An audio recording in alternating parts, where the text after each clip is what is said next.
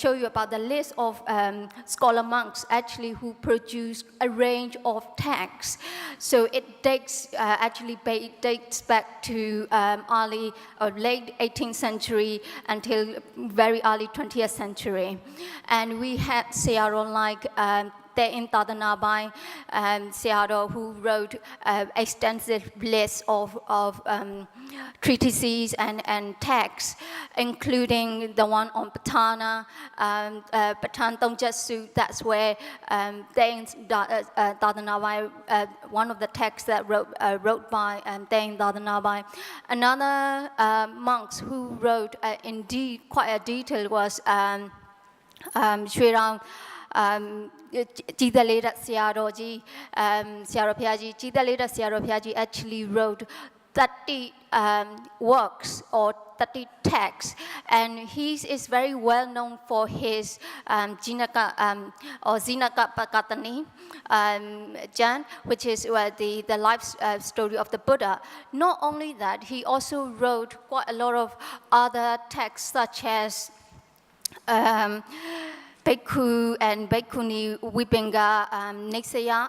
So this is a kind of Nixaya commentary in a sense that it's also, he actually introduced and represented how he's actually see, it's not, Nixaya are not just translation, it's all more than that, it's a bit more commentarial text. Another text that he wrote, Jidaleda Sayadaw wrote, was this Dhammagan Phasa. Dhammagan Phasa, this is a text that using Jataka story, so Sayadaw, and using those Jataka story to illustrate quite a lot of kind of ethical issues. So if you like, this text is about Buddhist ethics and looking through Buddhist ethics through Jatakas. And then, of course, he also wrote other kind of poetry type literature as well, and including Encyclopedia of Buddhism as well. So he wrote quite a range of texts. Now what I want to turn to is particularly to the Patana text and how kind of different Sayadaws and different monks throughout the history actually contributed to the study of Patana in Burma or in Myanmar. So let me just start by saying that Patana, as you know, is quite a large volume, and it's quite complex. It's about conditional relations, and it's not just Patana, but also the Abhidhamma study in Burma, in Myanmar, is very strong, and this is because throughout the ages, the various Sayadaw have developed a range of systems. If we look at Patana study, for example, what we see is that we started seeing kind of an intensive kind of production of text through around late 17th century onwards, and so around that time, what happened was Burmese Sayadaw or Burmese monastery learned monks started writing Patana into not just looking at the Pali, canonical Pali text, but also the developing an innovation through pedagogical innovation through their studies. So for example, in Tadanabai Sayadaw, he wrote this text called Tongjetsu Patan method. Tongjetsu Patan method is basically is about studying the Patana by looking at not just Pisaya Pisiyupan, but also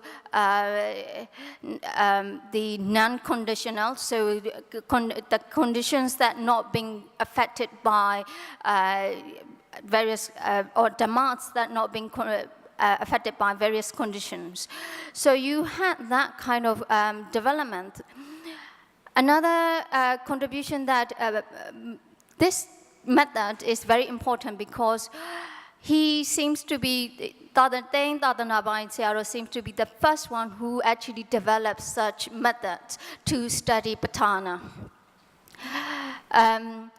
And then if we then look at, say, early 20th century, we have another scholar who actually developed what we now know as the Patan method, which is, this Sayadaw name was Mullah Patan Sayadaw, Shan Narada.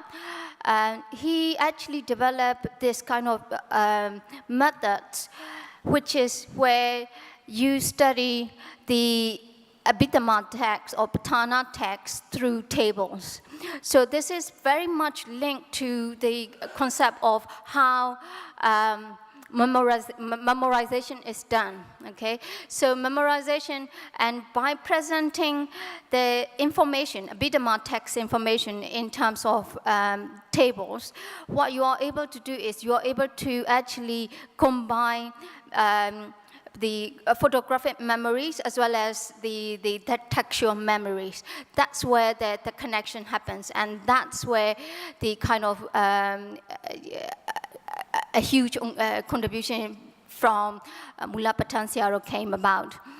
Another kind of very unique innovation that he did was he also drew upon Tandabin Ayeyarwady, as you know, which you all familiar with, Tandabin Ayeyarwady, and he used Tandabin Ayeyarwady as a basis to develop his system. And so what you see in terms of Patana is you also, through Mullah Patan Sayadaw actually used Taudatincha Soyo. So he used that one as a basis to actually develop a system where you learn the Patana, the canonical Patana, through that Soyo, and then develop it in terms of memorization as well as learning the different semantic meaning as well as semantic and other kind of meanings behind it. So that is very important. Another point that I want to make here is when we actually look at these kind of Abhidhamma texts and other textual works that's composed by Bami Sayadaw, at least in terms of Patana, what we see is we don't actually see, or the scholars or the readers don't actually read the canonical text. They learn through these kind of commentarial or this kind of pedagogical works. And so what you see is you kind of skip the access to canonical text. And I know it sounds strange, but to some extent it works. So for example, the students here would actually just read Tandabin Ayeyarwady or Mullah Patan Sayadaw's work. So that's one thing that I want to mention. So in terms of thinking about the pariyatti or scriptural learning and how that fits in with kind of preservation of sasana and so on, I want to actually kind of draw out different conclusion from this.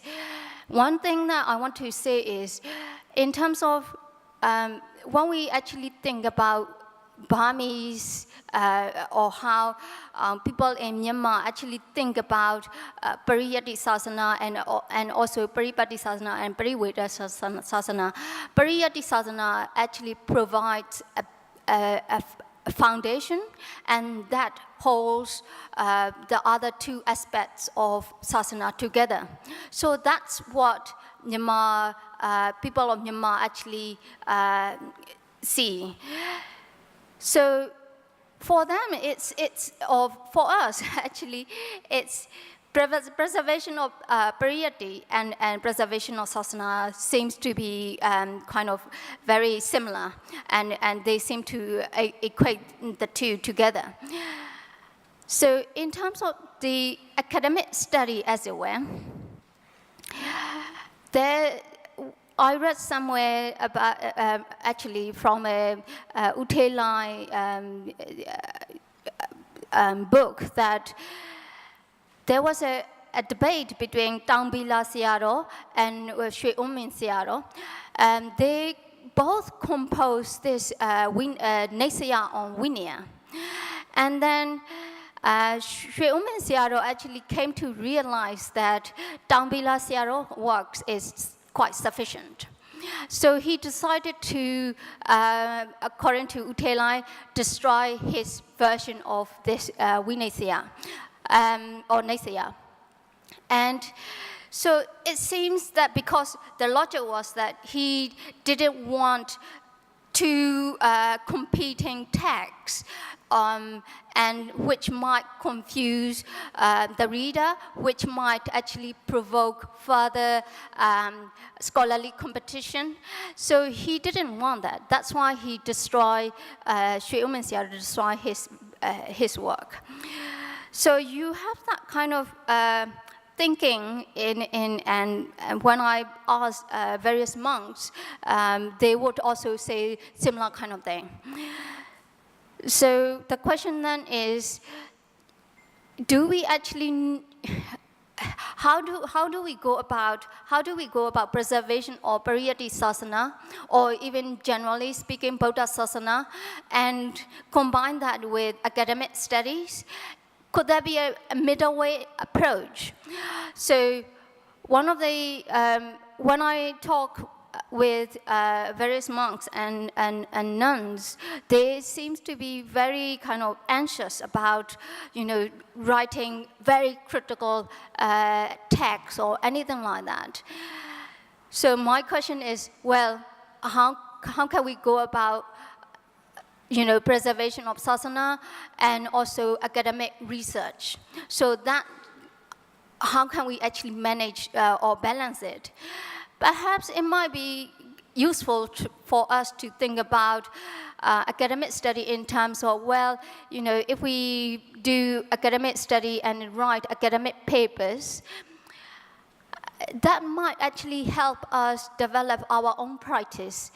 How? Because, well, if you feel like there should be a competition, or there should be kind of say, I don't know, jealousy, perhaps, then one has to really rethink about what one's own motivation in terms of research. And being a Buddhist and being a practicing Buddhist, how can our own research can enhance our own practice? So there's that kind of elements that is linked with academic research. It seems that Bami Sayadaws in kind of that I mentioned, they seem to kind of have a balanced approach. Yes, they did study the canonical text, the commentary, Atakta and Tiga and so on, but also they managed to compose various kind of very useful, very in-depth analysis and analytical work in terms of, it could be about Buddhist ethics, it could be about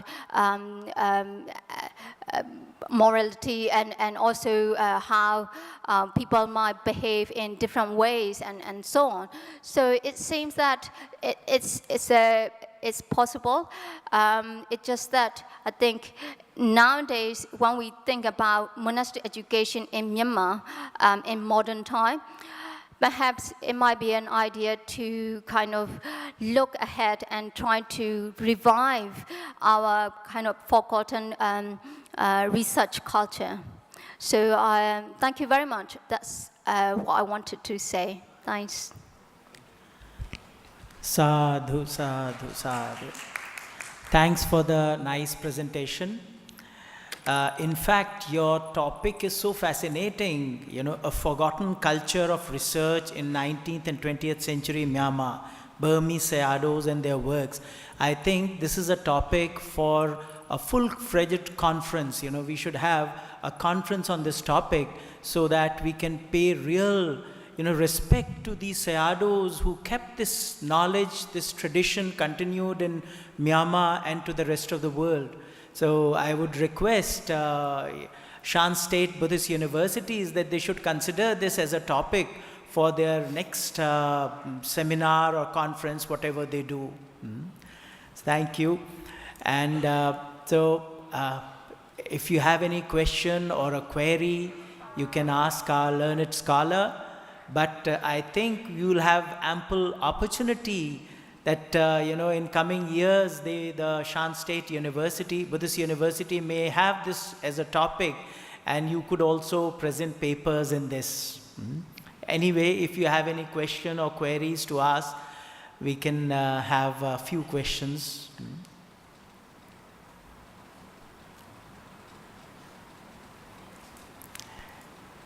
But if nobody's asking question, then we can, okay, Bhante.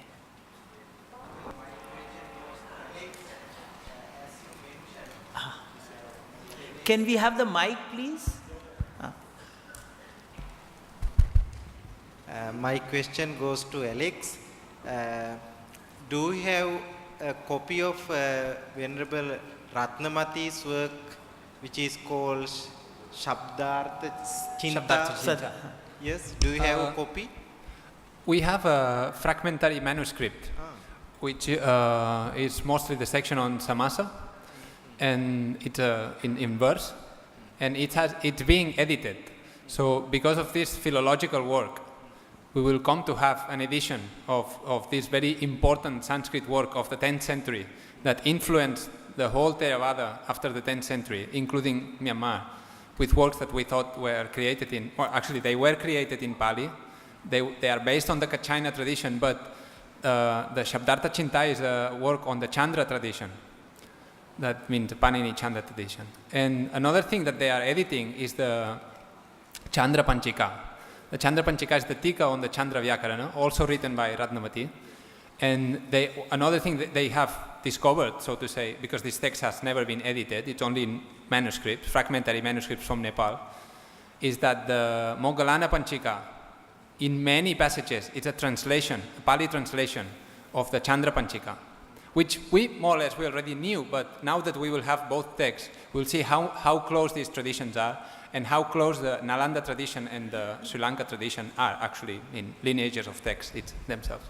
As you know, actually has Rupasiddhi influenced by any kind of tradition, by Chandra or another tradition or Katantra? I think this is, now it's only my opinion, this is I should not say very loud. I think the Rupasiddhi was after studying the Nyasa, Buddha Pyiya, he tried to do a new version of Kachina, which is more elegant and doesn't go into so many roundabouts. But I have seen that in some cases, you know that the Rupasiddhi changes the sequence of the suttas, right?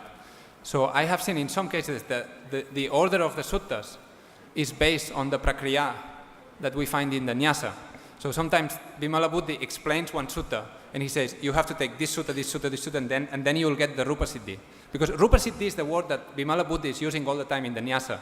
Iti Rupasiddhi Vedittabha, all the time. So I think the Rupasiddhi was the word that tried to make the Nyasa much shorter in a different order. But this is only mine. It's based on the Katantra mostly. Okay. Thank you, Alex. Yeah, okay.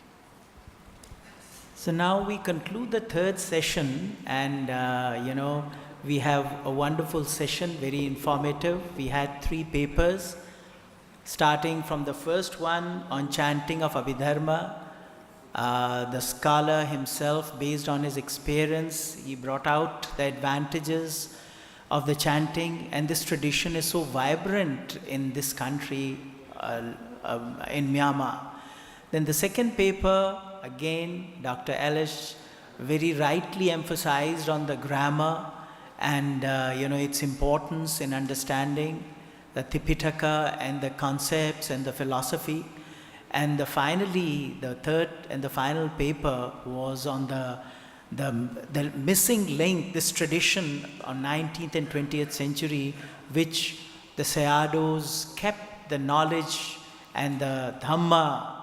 So we are thankful to all the three paper presenters, and I am also thankful to all of you for your patient hearing and your cooperation, and we have been able to complete this session in time, and I am thankful to all of you. So I give my mic to the MC, Pyi Bhoga, to continue. Thank you. Thank you. Thank you very much. Professor Dr. Ravinder Perns for leading these sections, reading paper number 3. Before the end of these sections, now I would like to inform you that the most venerable Chairman Sayadaw of State Sangha Mahanayaka Committee of Myanmar, Venerable Dr. Kumara Phiwamsa, he has recently arrived. So before the end of these sections, we will invite the most venerable Chairman Sayadaw come into these conference rooms. Before we invite the most venerable Sayadaw, I would like to invite the media for the photo taken, the group photo for the reading sections. Please, Tapong media, Tapong Yabere, Tapong Siamea, the reading session number 3, Attainment in Tapong Yabe Bayan Banjabare.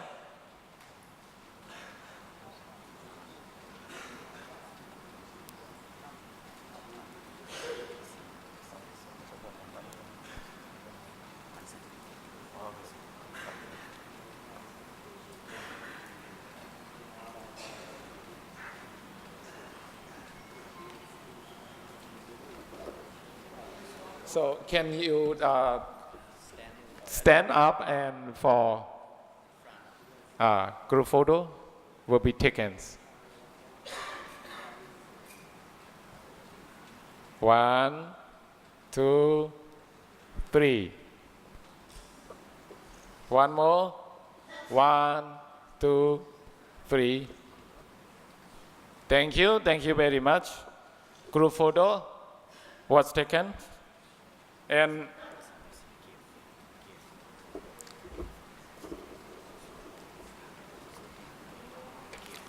now it is time for us presenting the certificate and souvenir to the gift to the moderator and all the presenters. May I now invite Dagaji Usodins to offer the gift to the paper presenters as well as the moderator, please.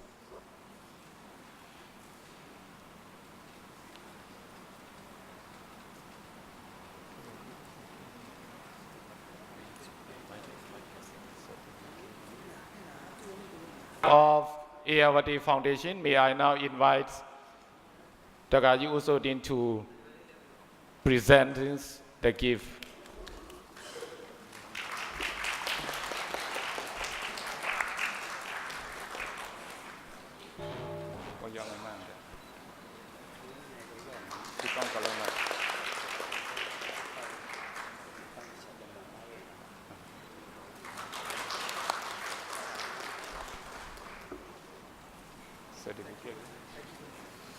Thank you very much, Dagaji Usodin, for presenting the gift to the all paper presenters.